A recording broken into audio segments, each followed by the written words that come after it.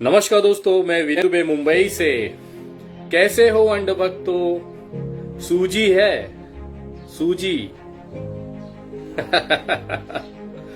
रात भर तड़पड़ तड़पड़ चल रही थी कि खाली करा लेंगे। दिल्ली पुलिस लट बजाओ, हम तुम्हारे साथ हैं। क्या उखाड़ लिए? मर्द हैं, मर्द जैसे जेल चले जाएंगे। हमने तो हिजड़ों को संसद में भी रोते हुए देखा है। हिजड़ों को संसद में रोते हुए भी देखा है। गजबय बेइज्जती, गजबय तूफान बेइज्जती करवाते हैं ये अंडभक्त, अपने मुंह पर ही पेशाब करवा लेते हैं। आइए कुछ चूतियों से आपको रूबरू कराते हैं जो बड़े बेसब्री से इंतजार कर रहे थे कि किसान आंदोलन खाली होगा और हम जश्न मनाएंगे। वो भूल गए कि इन भोसड़ी वालों का जो बाप है वो कहीं न कहीं किसान ही है। तो आइए कुछ स्क्रीनशॉट्स मैं आपको दिखाता हूं जिसमें ये भड़वे और दलाल पत्रकार जश्न मनाने की तैयारी में थे और सुबह होते होते यही किसानों ने इनके मुंह पर शौचालय कर दिया, संडास कर दिया। देखिए किस तरह से जश्न की तैयारियां थी।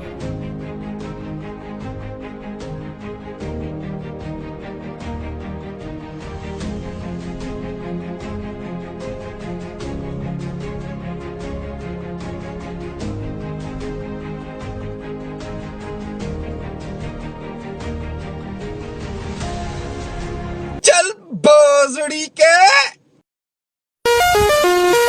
अटका करके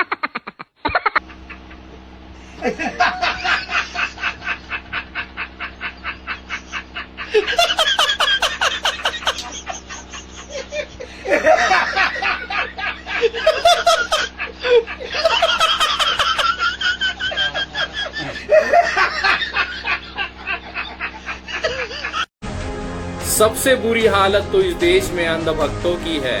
बेचारों को खुशी मनाने का मौका तक न मिलता है। जैसे ही वो शुरू करते हैं कोई न कोई काम ऐसा हो जाता है, इनके चेहरे पर पेशाब करके पूरा देश जश्न मनाता है। एक अलग ही सुकून, एक अलग ही खुशी मिलती है जब अंधभक्तों को मुंह पे गिरते हुए देखते हैं और बचते हुए देखते हैं। कल तक टिकैत की आंखों के आंसुओं पर खुशियां मनाते हुए इन अंधभक्तों के आज पिछवाड़े से आंसू निकल रहे हैं। पूरा देश देख रहा है।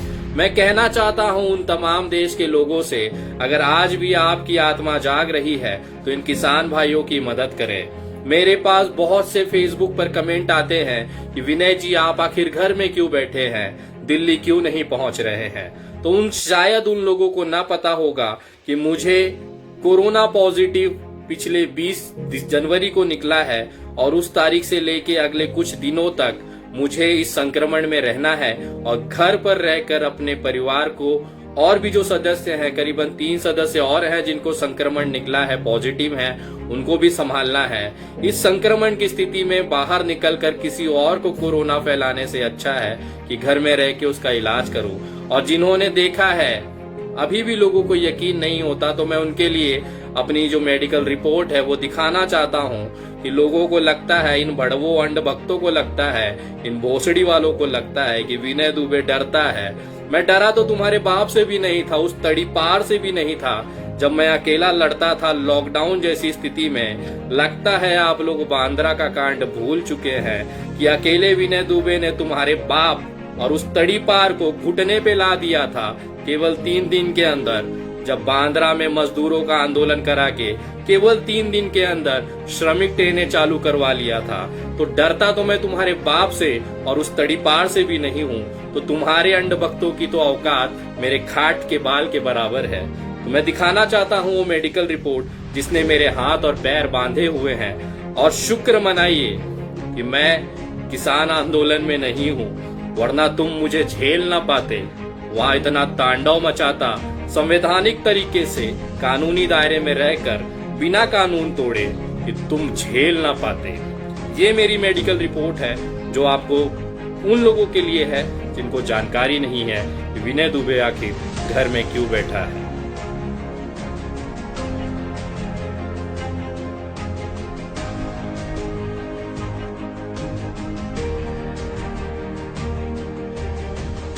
हम उस बाप की पैदाइश हैं जो सीने पे चढ़कर लड़ने में विश्वास रखता है। मैं वो विनय दुबे हूँ जो सरकार की छातियों पे चढ़कर उनकी आंखों में आंखें डालकर सवाल पूछता हूँ। मैं डरा तो किसी के बाप से नहीं आज तक, तो किसान आंदोलन तो मेरे घर का आंदोलन है। जब भी मैं गया हूँ वहाँ पे कुछ न कुछ करके आया हूँ। पिछली बार जब गया था तो भारतीय जनता पार्टी के झंडों को जूते पोछे थे और पूरे खुले आम उसमें आग लगाकर मूद के चला आया था सिंघू बॉर्डर पर।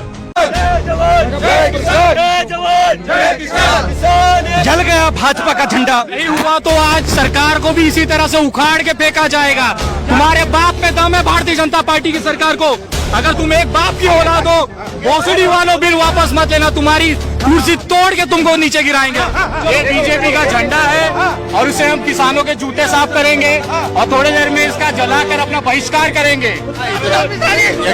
एकदम क्रूरता से विरोध, क्रूरता का जवाब बड़ी मुकम्मल तरीके से देंगे। ये जो 3 काले कानून नरेंद्र मोदी ने निर्ममता पूर्वक इसको लागू किया है, किसानों ने इसको स्वीकार किया कि इसको जूतों तले रौंद देंगे और इस पर थूक करके जलाएंगे।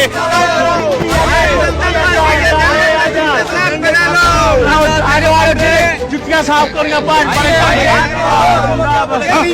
इसके साथ लैट्रिन भी साफ करेंगे, किसी के अरे कुत्ते को भी साफ करेंगे, कुत्ते को भी नहाएंगे, मोदी को साफ कर देंगे, रहने नहीं देंगे। किसान अगर यहाँ पे सरकार अगर यहाँ किसानों को मार सकती है तो हमारे लिए एकदम सही है, कोई बात नहीं इसमें। गौर से देखिए, ऐसे ही जलाएंगे, भाजपा को जला देंगे। जो हिटलर की चल चलेगा, हिटलर की मौत मरेगा, हिटलर की चल चलेगा, हिटलर की मौत मरेगा। तो जो लोग मुझे उंगली कर रहे हैं कि तुझे दिल्ली में होना चाहिए था, तो मैं बोलना चाहता हूं कि शुक्र मनाओ कि विनय दुबे दिल्ली नहीं है। कोरोना ने उसके हाथ पैर बांध रखे हैं। मैं संक्रमण फैलाना नहीं चाहता, वरना तुम्हारी तो धज्जियां उड़ाता दिल्ली में रहकर। और शुक्र मनाओ अगले 2 से 3 दिन केवल और हैं। ये संक्रमण की वजह से मुझे रोका गया है, मेरे हाथ पैर बांधे गए हैं। एक बार आजाद हुआ तो दिल्ली में पहुंचकर तुम्हारी छाती पर, उस तड़ी पार के छाती पे चढ़ के आंदोलन कैसे होता है मैं बताता हूं। और धीरे धीरे पूरे देश के किसानों को जगाऊंगा और वहां पर लेके आऊंगा। और उन तमाम भोसड़ी वालों को, अंध भक्तों को कहना चाहता हूं, लगता है तुम्हारी याददाश्त बड़ी कमजोर है। तुमको दिखाना चाहता हूं कि जब जब विनय दुबे दिल्ली आया है क्या तांडव मचाया है। जरा हल्की सी झलक देखिए और अपनी औकात में रहना सीखिए, क्योंकि मैं विनय दुबे हूँ, कोई अंध भक्त या भाजपा का दलाल नहीं हूँ जो आंदोलन में पुलिस देखकर सलवार पहन के रात को भाग जाए। ये सलवारधारी विनय दुबे या सलवारधारी हमारी आंदोलन में नहीं होते हैं। वो भोसड़ी वाले तुम जैसे नल्ले अंध भक्त होते हैं जो पुलिस की मार खाने से डरते हैं। हम तो राकेश टिकैत जैसे क्रांतिकारी लोगों के साथ काम करते हैं, जो छाती ठोक कर कहता है कि गोली चलेगी, लाशें गिरेंगी, लेकिन हम आंदोलन नहीं छोड़ेंगे। हमने देखा है पुलिस के डंडों से बच के सलवार सूट पहन के भागते हुए कान्या रामदेव को भी, जो आज मोदी जी का चाटने में बिजी है। भोसड़ी वाला दिखता नहीं है कहीं आजकल। वो होता तो उसको पूछते कि बेटा सलवार पहन के क्यों भागा था। और जिस विनय दुबे को आप लोग कमजोर समझ रहे हैं, विनय दुबे ने बार बार किसान आंदोलन पहुंचा है, वहाँ पे अभी भी मदद कर रहा है और लगातार करता रहेगा। और उन लोगों को छोटी सी क्लिप दिखाना चाहता हूँ कि विनय दुबे दिल्ली होता है तो क्या होता है। उनका जो 56 इंच का जो पिछवाड़ा है ना, उसमें सुरंग बनाएंगे ड्रिल करके, बांस घुसा के सुरंग बनाएंगे और दिल्ली तक जाएंगे, किसी के बाप का नहीं रोक पाएगा इसमें। इनका एक भड़वा सांसद दिल्ली का वो बिदुड़ी, वो भोसड़ी वाला निकालता है यात्रा और बोलता है कि हमारे साथ किसान है। वो गंडवे के पास 4 आदमी है क्या, वो खाता है वो आदमी। मैं बोलना चाहता हूँ अगर ये एक बाप की औलाद है, बिल वापस मत लेके देखें। इनके पिछवाड़े ना सरकार गिरा के हमने बिल वापस लिया तो बोलिएगा। किसी के बाप की औकात नहीं है। मोदी वोदी से कितने आए और चले गए, इनकी कोई हैसियत औकात नहीं है कि किसानों को रोक ले। पूरा देश एक साथ आ जाएगा। ये जो मलमूत्र खाता होगा उन्हीं को किसान में बुराई दिखती होगी। हम लोग अन्न खाने वाले लोग हैं, अपने देवता के साथ अपने खाता है मलमूत्र। अरे मोदी जी और उनकी पूरी सेना खा रही है इस समय, छाती पे चढ़ के जाएंगे। और उनका जो 56 इंच का पिछवाड़ा है ना, उसमें सुरंग बना के दिल्ली पहुंचेंगे हम लोग। हमारे वहाँ पे सैनिक शहीद हो जाते हैं सिर्फ इनकी लोकसभा जीतने के लिए। आज तक वो RDX आया कहीं से पता चला? इनको ये पता हो जाता है कि यहाँ पे कौन बैठा हुआ है, खालिस्तानी है कि पाकिस्तानी है। इनको 300 किलो RDX नहीं पता चला आज तक। वहाँ कीचड़ डालेंगे और चौचक कमल खिलाएंगे, ऐसा खुशबू मारेगा कि पूरा देश बदबू हो जाएगा। अगर नहीं हटेगी भी, ये मान लीजिए आपको जितना पैसा अडानी अंबानी ने दिया है आपको ये बिल के लिए, उससे ज्यादा पैसा हम चंदा जमा करके दे देंगे। भैया आप इस्तीफा दे दो, देश को माफ करो। हम खरीदेंगे तो बिकाऊ प्रधानमंत्री है तो क्यों नहीं खरीदेंगे? अंबानी के हाथ बिक सकता है, किसानों के हाथ नहीं बिकेगा। कीमत बोलने को मैं तो बार बार अपने सोशल मीडिया से पूछता हूं नरेंद्र मोदी जी से, तुम्हारी कीमत बोलो नरेंद्र मोदी जी, जितना अंबानी ने दिया उससे ज्यादा हम किसान भाई जमा करके तुझे दे देंगे कि बिल वापस लेने का अगर तुझे दलाली मिल रही है ना तो हम उससे ज्यादा पैसा दे देंगे, तू वापस ले दे। खुला ऑफर है मोदी जी को सिंधु बॉर्डर से आज किसानों की तरफ से, ले भाई बिक जा जितने में बिकेगा, कीमत बोल, कीमत बोल। सोचिए ये पिछले 20-25 दिनों पहले का है।